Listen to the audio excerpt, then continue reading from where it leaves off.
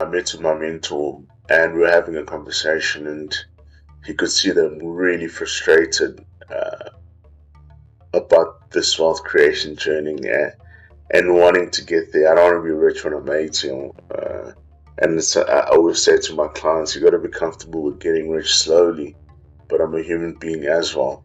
And even though I'm on that journey, getting rich slowly, sometimes it seems very slowly.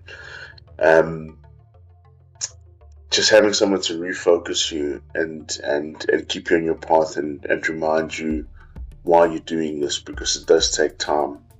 And something he said to me, he said, you're so quick to want wealth, or let me phrase it better, you desire wealth so much and you want it so quickly. But he asked me plainly, what have you mastered in your life? What are you a master of? If can you honestly sit there and clearly define what are you a master of in this life? Because you don't chase money. I'm sure we've all heard this saying, you don't chase money, you chase excellence. And then money is a byproduct of excellence. And he said, you're so desperate for this wealth, but what have you mastered? And maybe in answering that, it will tell you why you still have not reached the destination that you desire.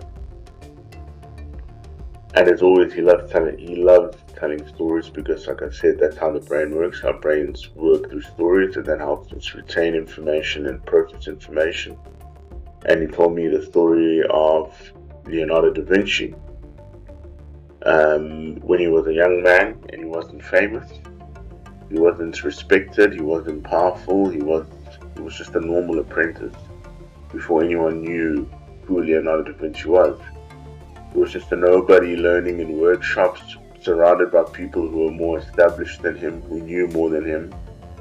But what Leonardo had that separated him from his peers, from everyone around him, is that he was obsessed. He was obsessed with mastering his discipline. And the tool he used to build and create his excellence is curiosity. He started, even though he was in the arts, he didn't limit himself to the field of arts. He studied everything: anatomy, engineering, light, movement, architecture, nature.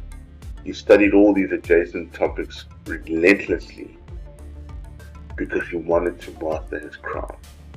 And whereas most people only learn enough to survive professionally, most people only learn enough and do enough just to get promoted. They don't do the work required to master their field. And Leonardo not only wanted to be one of the greatest artists ever, he wanted to be not just a great artist, he wanted to be one of the greatest humans. He wanted to understand reality itself, not just art.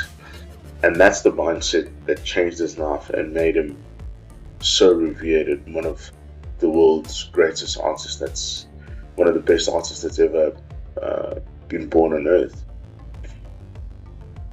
By having that mindset of wanting to understand reality itself, he became very difficult to compete with. And that's the real power of mastery. It not only makes you harder to replace, it makes it near impossible to compete with you. And I think that's where most people misunderstand what success is and what trying to obtain success is.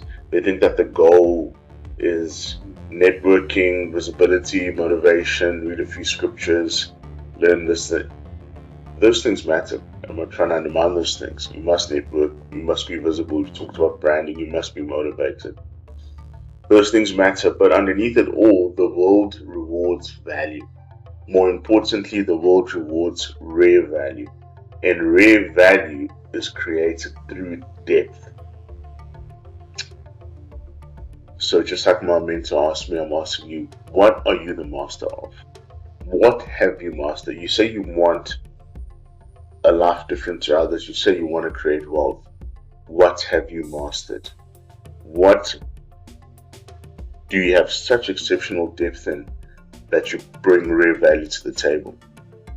And it's very important in this modern world because the modern world pushes people towards shallowness. Quick content, quick opinions, quick validation. Very few people actually develop real depth anymore and master their craft. And that's why mastery has actually become so economically valuable again, because it's very rare in today's society. Shallow people compete with thousands. People with depth compete with very few, if anyone. And I want you to really think about that carefully. Think about a person who can communicate clearly, who understands people, who can build systems, who can solve difficult problems, real problems, and stay emotionally disciplined. That is someone who is extremely valuable and extremely rare in today's society. You cannot compete with that person because capable people reduce friction. And people pay heavily for those who can solve meaningful problems consistently. And that's where wealth actually comes from mastery. Not chasing the money directly, but from becoming someone who creates undeniable value.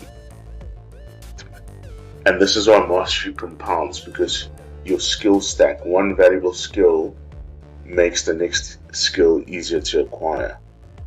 Your communication improves leadership. Leadership improves business. Business improves wealth creation. Wealth creates opportunity, or rather optionality. Optionality creates leverage. And that's how powerful lives are built. That's how wealth is built. Gradually, slowly, deeply.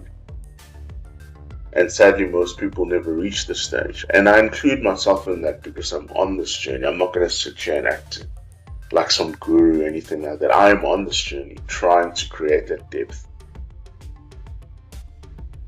Not to quit too early, not to be overwhelmed, not to be impatient, not to want immediate rewards for beginner level effort. I'm trying to pursue mastery, and I know that requires long periods where external rewards are minimal. And that's why discipline matters, because the world only sees the outcome. They don't see the behind the scenes, the performance, the effort. Nobody sees the years of invisible preparation. And this is why the internet can be so dangerous, and why I talked last week about never comparing yourself to other people. Because the internet tricks people into admiring outcomes without respecting the process. So people imitate the aesthetic instead of building substance. They create a fragile success. And again, going back to my videos last week, why so many people struggle to transition from upper middle class to rich, let alone wealthy. A lot of people are very good at building fragile success, but not seeing it all the way. And I say fragile success, meaning that eventually reality will test you. It'll test, are you who you say you are? And when pressure arrives, substance matters. And that is my message to you today. Choose one thing worth becoming exceptional at. What are you a master of? Choose one thing worth becoming exceptional at. Not for applause, not for status, but for leverage. Because once you truly become valuable, the world starts responding to you very differently. Opportunities change, negotiations change, confidence changes. And the greatest form of self-esteem is not positive thinking. It is becoming competent enough that your presence changes outcomes.